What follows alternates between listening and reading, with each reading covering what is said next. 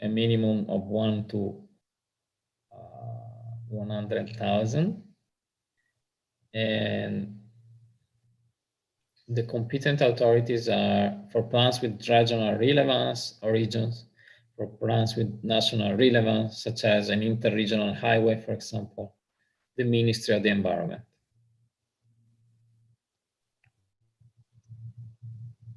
And by the way, if you're interested in these things, there are also European guidelines that have been translated by Friuli Venezia Giulia region. If you're not familiar with English, but I guess most of you are familiar, are familiar with English. And so the VINCA procedure has 4 steps, and which are screening, appropriate assessment, analysis of alternative solutions, and compensatory measures definition.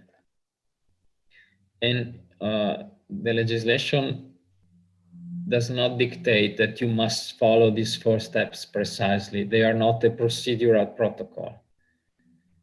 But however,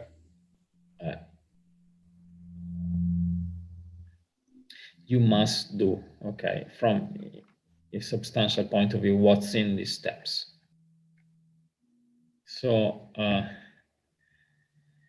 the first step is the screening. Basically, in the screening, you try to understand relatively quickly if your plan or project can have a significant effect on your conservation objectives for the site. The point 1 is important. If your plan or project is related to the management of the Natura 2000 sites, of course, you don't need to do the appropriate assessment.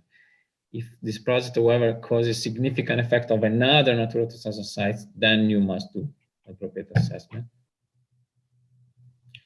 And if it's not a project necessary for the management of a Natura 2000 sites, VINCA must be done.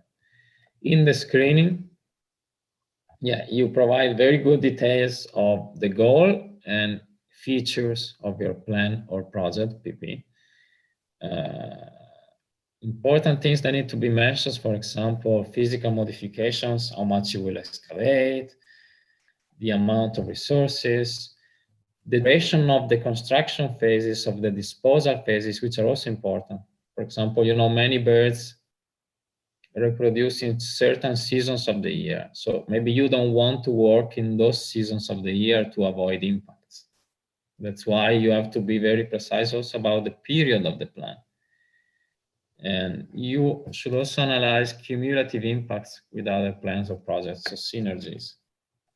If there are many projects ongoing, many factories are being built in the small city near the river, you should analyze impacts, cumulative impacts, because what matters to the EU is that the site is preserved.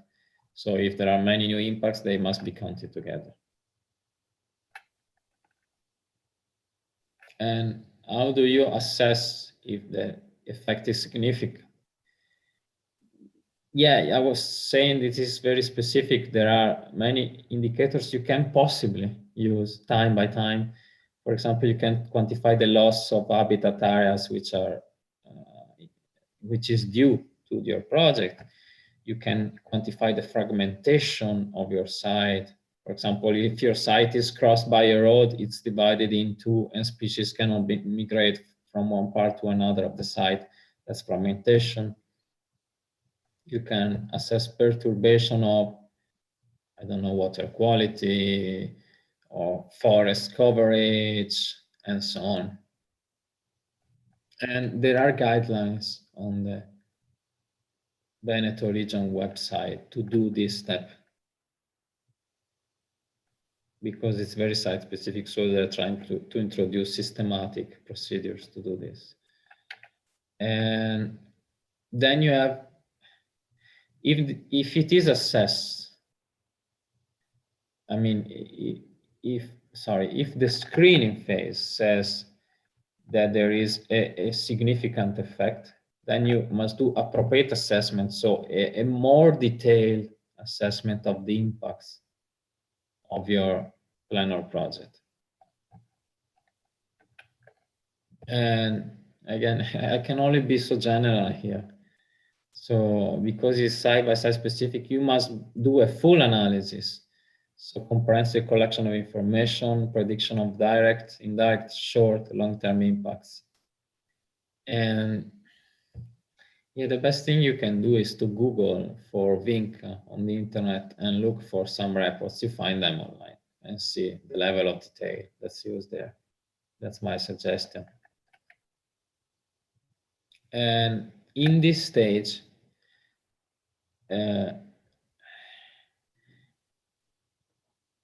if you identify that there are negative impacts on the site integrity, you must also discuss mitigation measures. So you must discuss if such negative effects can be reduced and how, with which tool and actions, and when, for example, by scheduling mitigation measures.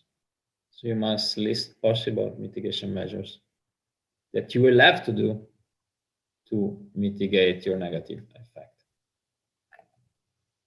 If, despite the search for mitigation solutions, the negative effects on the site integrity remain, you go to step 3.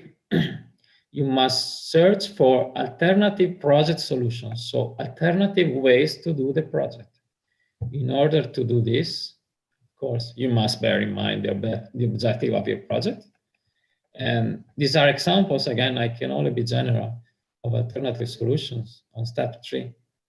For example, find an alternative route for a road. Don't cross the Natura 2000 website, go around. Build a smaller road or a road with some tunnels so that invertebrates can migrate below the road. Alternative construction methods, it depends on the project, of course. Different dismantling disposal strategies in the case of a landfill, for example, different in operating mode in the case of a factory, different schedules in the case of a plan or project which has a seasonality.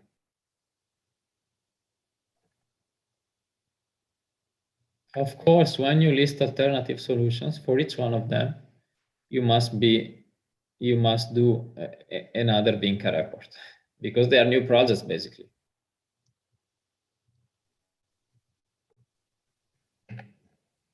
And if there are no alternative solutions, you don't find alternative solutions, the plan which have no significantly negative effect.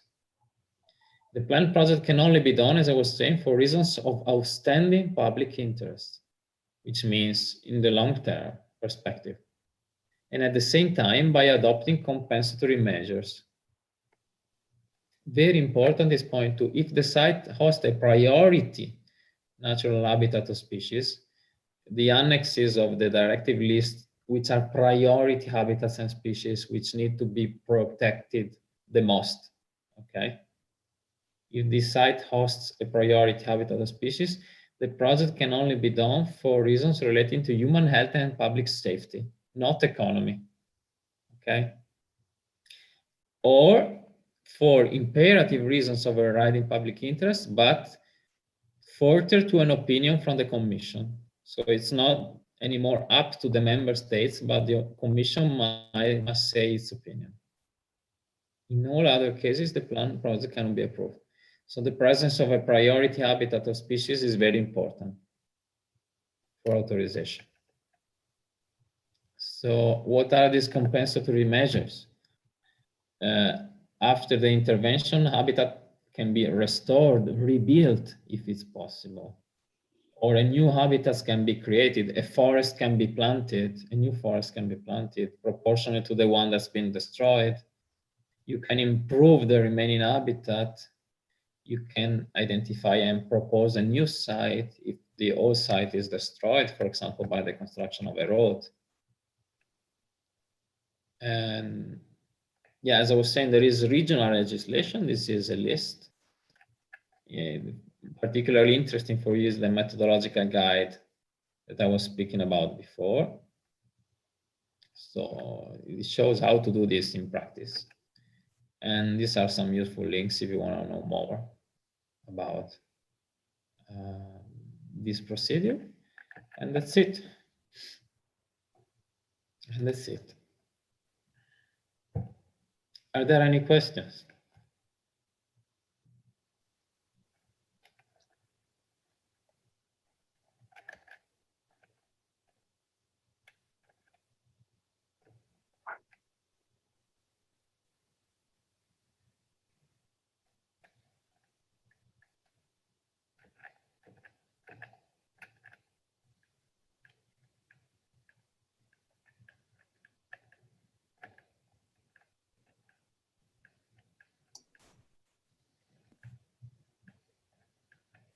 Tutto ok? Yes. Ok, ci vediamo domani, Alberto, che ascoltiamo quello nel pomeriggio. Okay. Matteo? Yes. All clear, thanks. Okay, thank you for the feedback. So I'm sure you will have questions. Please, if you have any questions, ask Luca or myself. I will be giving a final lecture. So that's the time also to ask questions about the previous lecture. So see you next time. E Luca, ci vediamo domani. Ok, ciao ciao. Thank you, bye. Thank you, Bye. bye. Arrivederci. Bye, thank you. Bye.